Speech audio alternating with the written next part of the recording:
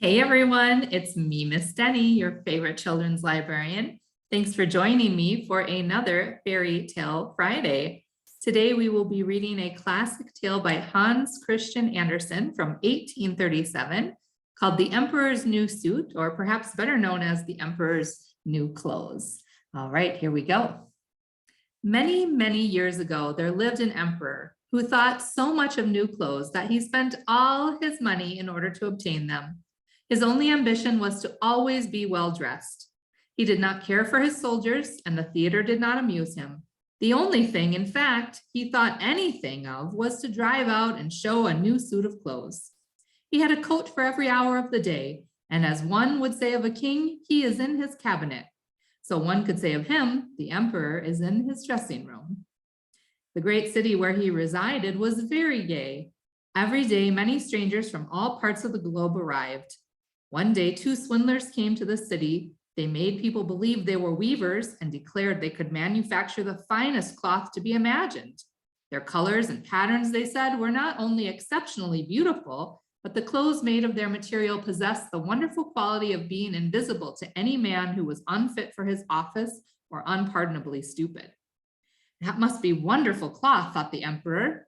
If I were to be dressed in a suit made of this cloth, I should be able to find out which men in my empire were unfit for their places, and I could distinguish the clever from the stupid. I must have this cloth woven for me without delay.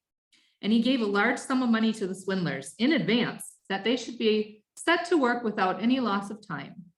They set up two looms and pretended to be very hard at work, but they did nothing whatever on the looms. They asked for the finest silk and the most precious gold cloth. All they got, they did away with and worked at the empty looms till late at night. I should very much like to know how they are getting on with the cloth, thought the emperor. But he felt rather uneasy when he remembered that he who was not fit for his office could not see it. Personally, he was of the opinion that he had nothing to fear, yet he thought it was advisable to send somebody else first to see how matters stood. Everybody in the town knew what a remarkable quality the stuff possessed, and all were anxious to see how bad or stupid their neighbors were. I shall send my honest old minister to the weavers, thought the emperor. He can judge best how the stuff looks, for he is intelligent and nobody understands his office better than he. The good old minister went into the room where the swindler sat before the empty looms. Heaven preserve us, he thought, and opened his eyes wide. I cannot see anything at all. But he did not say so. Both swindlers requested him to come near and asked him if he did not admire the exquisite pattern and the beautiful colors, pointing to the empty looms. The poor old minister tried his very best, but he could see nothing, for there was nothing to be seen. Oh dear, he thought, how could I be so stupid? I should never have thought so, and nobody must know it. It is possible that I am not fit for my office. No, I cannot say that I am unable to see the cloth. Now, have you got nothing to say? Said one of the swindlers while he pretended to be busily weaving. Oh, it is very pretty, exceedingly beautiful, replied the old minister, looking through his glasses. What a beautiful pattern, what brilliant colors. I shall tell the emperor that I like the cloth very much. We are pleased to hear that, said the two weavers, and described to him the colors and explained the curious pattern. The old minister listened attentively that he might relate to the emperor what they said, and so he did. Now the swindlers asked for more money, silk and gold cloth, which they required for weaving. They kept everything for themselves and not a thread came near the loom, but they continued, as hitherto, to work at the empty looms.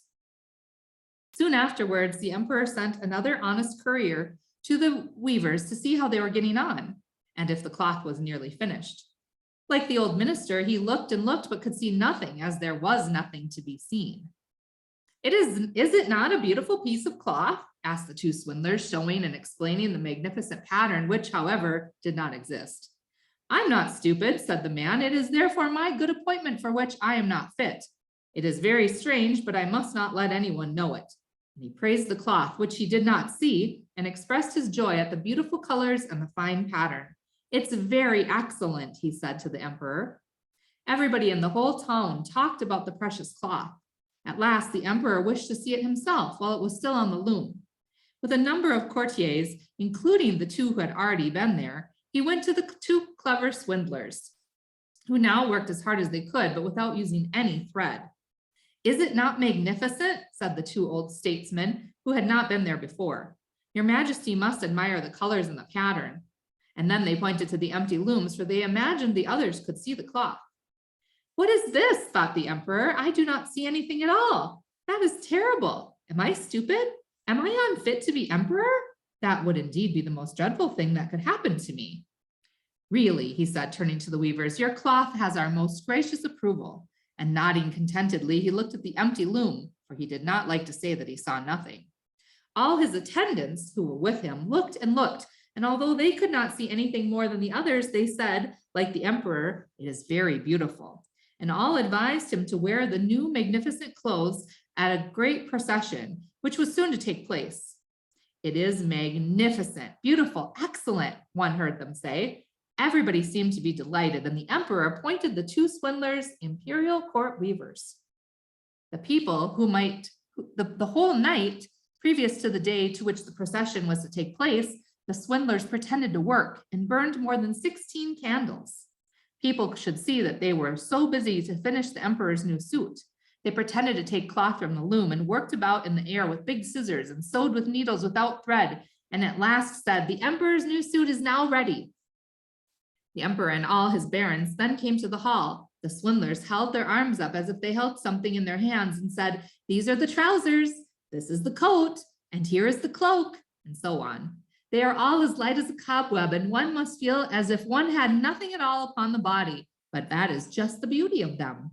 "Indeed," said all the courtiers, but they could not see anything, for there was nothing to be seen.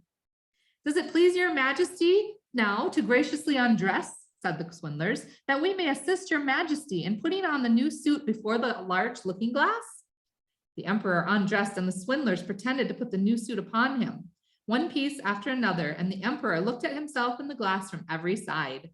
"How well they look! How well they all fit! Ah, what a beautiful pattern! What fine colors! That is a magnificent suit of clothes." The master of the ceremonies announced that the bearers of the canopy, which was to be carried in the procession, were ready.